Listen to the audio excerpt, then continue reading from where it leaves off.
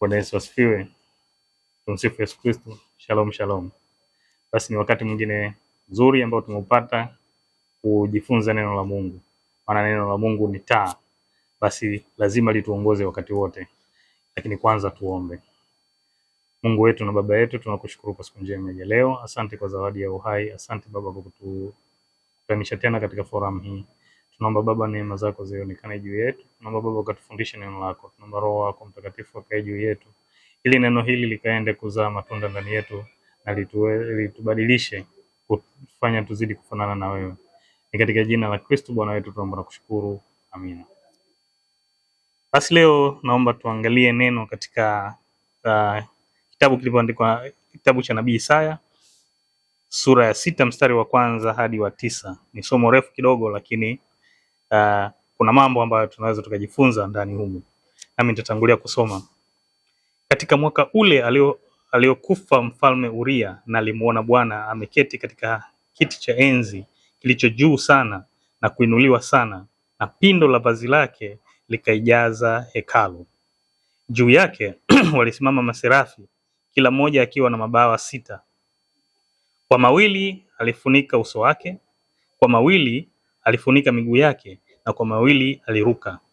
Wakaitana kila mmoja na mwenzie wakisema, Mtakatifu, mtakatifu ni Bwana wa majeshi, dunia imejaa utukufu wake. Na misingi ya vizingiti ikatikisika kwa sababu ya sauti yake aliyelia, nayo nyumba ikajaa moshi. Ndipo niliposema, ole wangu, kwa maana nimepotea, kwa sababu mimi ni mtu mwenye midomo michafu, nami ninakaa kati ya watu wenye midomo michafu, na kwa macho yangu nimemwona mfalme, Bwana wa majeshi. Kisha mmoja wa maserafi wale akaruka akanikaribia, naye alikuwa na kaa la moto mkononi mwake, ambalo alikuwa amelitwaa kwa makoleo toka juu ya madhabahu. Akanigusa kinywa changu kwa kaa hilo, akaniambia, tazama hili limegusa midomo yako, na uovu umeondolewa, na dhambi yako imefunikwa. Kisha nikasikia sauti ya Bwana ikasema, ni mtume nani?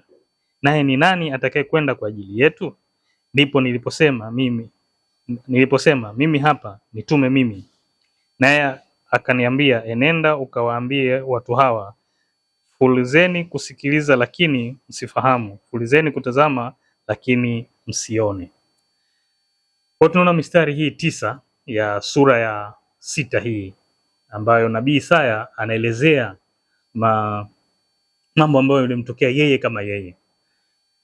Tukumbuke kwanza, kabla hata tujaanza kupitia hili somo, Nabii Isaya alikuwa ni nabii mkubwa sana, na alikuwa nabii mkubwa katika nchi ya Israeli. Yaani ni nabii ambaye anategemewa na nchi nzima.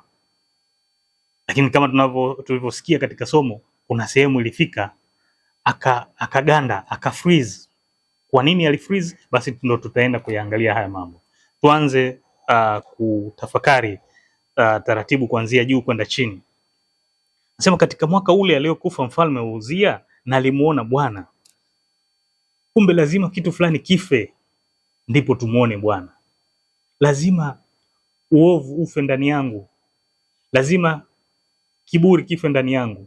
Lazima uzinzi ufe ndani yangu. Lazima wizi, lazima chuki, lazima ubinafsi, lazima uchoyo, lazima tabia zile zote ambazo hazimpendezi Mungu zife ndani yangu, ndipo nimuone Bwana.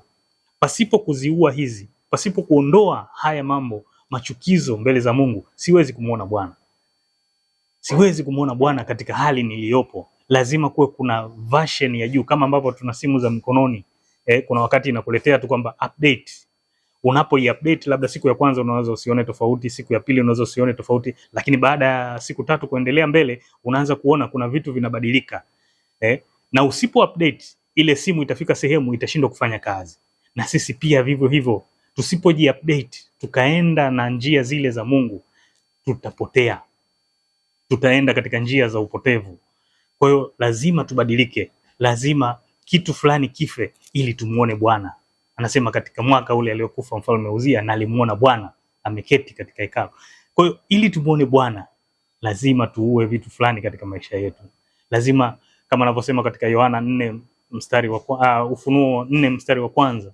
Yohana anasema kisha nikaambiwa panda hata huku, ile sehemu ya pili, panda hata huku nikuonyeshe mambo ambayo hayana budi kuwapo baada ya haya. Kwa ili tuweze kuona yajayo baada ya haya, ili tuweze kumuona Bwana, lazima tupande. Lazima kuna version Mungu anataka kutubariki, lakini sio version hii, sio version hii ya huyu mtu huyu, hapana. Ni version ambayo imekuwa na sura ya Kristo. Ni ile nikivaa sura ya Kristo kwa maneno yangu na matendo yangu, ndipo pale sasa Mungu anapata nafasi, anasema niite nami nitakuitikia, nitakuonesha mambo makubwa na magumu usiyojua. Yeremia 33 mstari wa 3. Kwa hiyo ili tuyaone yale mambo, ili tumuone Bwana, lazima tupande, lazima tuondoke katika version tuliopo, tuingie katika version nyingine ambayo inampendeza Mungu. Sasa tukiendelea mbele zaidi, anasema Bwana ameketi katika kiti chake cha enzi kilicho juu sana, kimeinuliwa sana. Na Bwana ameketi katika kiti chake cha enzi, na hiki kiti kiko juu sana na kimeinuliwa sana. Bado inaendelea kuthibitisha kwamba ili tumuone Bwana lazima na sisi tupande, lazima viwango, version yetu isiwe hii tukiwa, unajua kuku naye ni ndege, ana uwezo, ana potential ya kuruka, ana uwezo wa kuruka, lakini kwa sababu amezoea kuangalia chini tu, anatafuta vilivyoko chini tu, anapoteza uwezo wake wa kuruka. Mimi na wewe tusiwe namna hiyo, tukiangalia tu ya chini, tukiangalia tu ya duniani, tunapoteza uwezo wetu wa kuruka, tunapoteza uwezo wetu wa kupanda hata huku, wa kupaa na kumuona Bwana. Katika mwaka aliokufa Mfalme Uzia, na alimuona Bwana. Ili tumuone Bwana lazima tupande viwango, lazima tubadilishe version yetu. Anasema yeye yuko juu sana, ameketi katika kiti cha enzi. Anasema na pindo za vazi lake zikalijaza hekalu.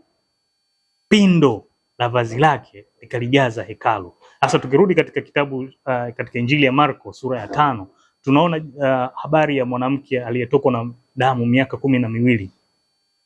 Akajiambia nafsini mwake kwamba nikigusa tu vazi la pindo lake, basi mimi nimepona ugonjwa wangu. Amesumbuka miaka 12. Anasema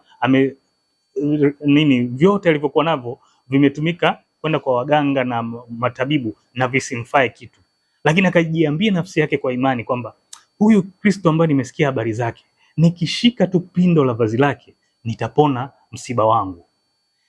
Mimi na wewe tunapokwenda kanisani, tunapokwenda kumwabudu Mungu, je, tunafahamu kwamba pindo la vazi lake pindo la vazi lake limeijaza hekalu? Kwamba nikienda na mimi nikienda hekaluni nikashika vazi lile, nikashika pindo la vazi lake, ninapona ugonjwa wangu, ninapona msiba wangu. Nina changamoto gani?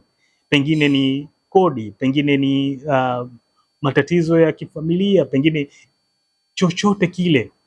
Ninapokwenda kwa imani ile ya dhati, kama ilivyokuwa kwa mwanamke yule aliyetokwa na damu miaka 12, nikisimama katika imani ile, nikatembea katika imani ile, ninakwenda kushika pindo, basi nikifika pale ninapona msiba wangu.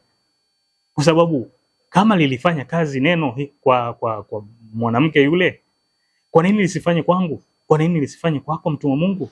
Kwa hiyo lazima tuelewe kwamba hii ni provision ambayo inamfaa, inamhusu kila mmoja wetu, haijabagua.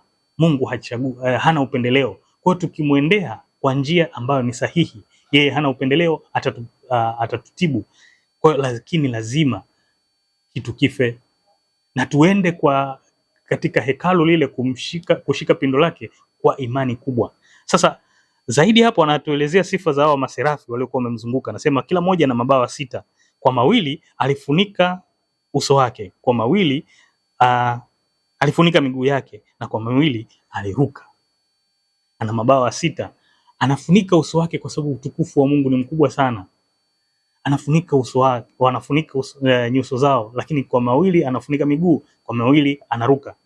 Sasa wanasemaje? Wanakusanyika, anasema wakaitana kila mmoja na mwenzake, wakasema mtakatifu, mtakatifu ni Bwana wa majeshi, dunia yote imejaa utukufu wake. Mungu ni mkuu sana. Hata hapa tumesoma kwamba amekaa kwenye kiti chake ambacho kiti cha enzi ambacho kiko juu sana. Mungu ana sifa nyingi. Mungu ni pendo. Mungu anajua yote. Mungu yuko mahali pote. Mungu ana uweza wote. Lakini haya yote hayajasemwa hapa. Wamesema sifa moja tu. Wanaitana, wanamuita nani? Mtakatifu, mtakatifu, mtakatifu. Mimi na wewe lazima pia, kama tunataka kuwa kama Mungu, lazima tuutafute utakatifu. Anasema mtakuwa watakatifu kama baba yenu alivyo mtakatifu. Kwa hiyo lazima tuutafute utakatifu. Hajataja sifa nyingine yoyote ya Mungu zaidi ya utakatifu.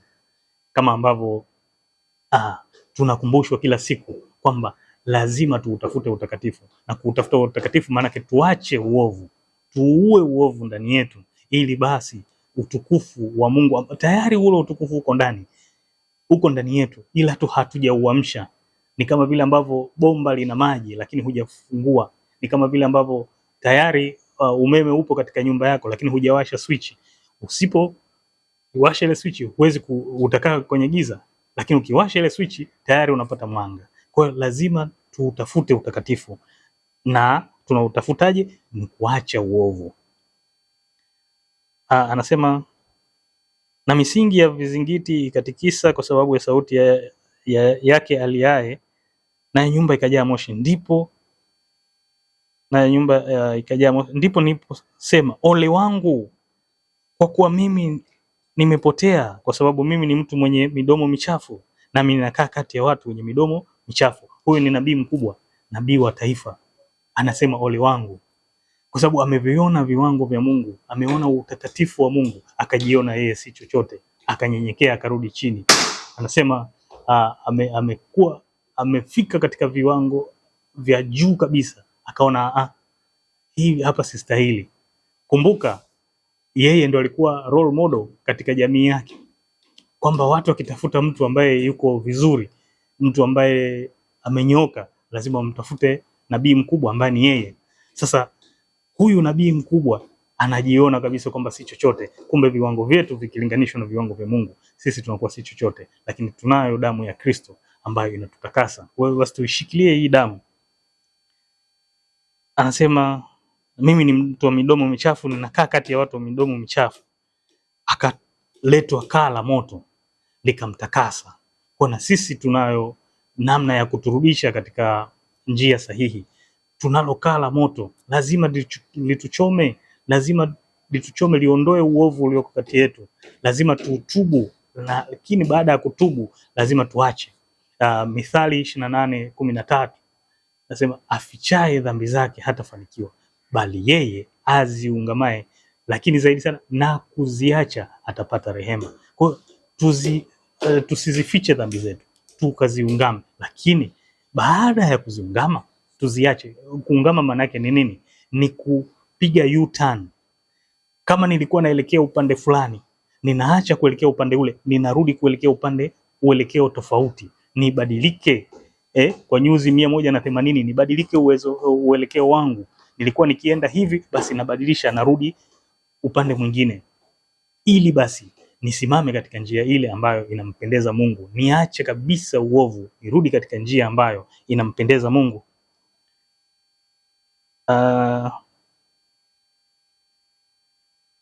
Asema kisha nikasikia sauti ya Bwana ikasema, ni mtume nani? Kumbuka toka sura ya 1 hadi ya 5, huyu mtu ni nabii, alikuwa anafanya unabii, alikuwa anatumwa na Mungu. Je, alikuwa anatoa maneno ya kwake mwenyewe? No. Lakini bado alikuwa hajafikia viwango, alikuwa hajakidhi vigezo na masharti. Hili ni jambo ambalo mimi na wewe tunapaswa litushtue kwamba huyu ni national prophet, ni nabii wa taifa, lakini bado hajafikia viwango, katika mizani amewekwa, akaonekana hana lolote, ni uzito wa unyoya, hana vigezo, hajakidhi. Kwa hiyo maana yake ni kwamba standard au viwango au vigezo vya Mungu viko juu sana. Tuvitafute vigezo hivi, tuna uwezo wa kuvipata kwa sababu yeye ni mtakatifu. Sisi ni watakatifu kama yeye alivyo mtakatifu.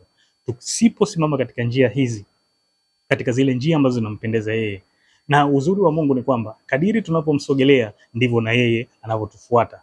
Kwa hiyo atatuonyesha njia sahihi, atatuonyesha namna sahihi ya kufanya, atatuonyesha kitu sahihi cha kuweza kukifanya ili tusimame katika njia ambazo zinampendeza yeye.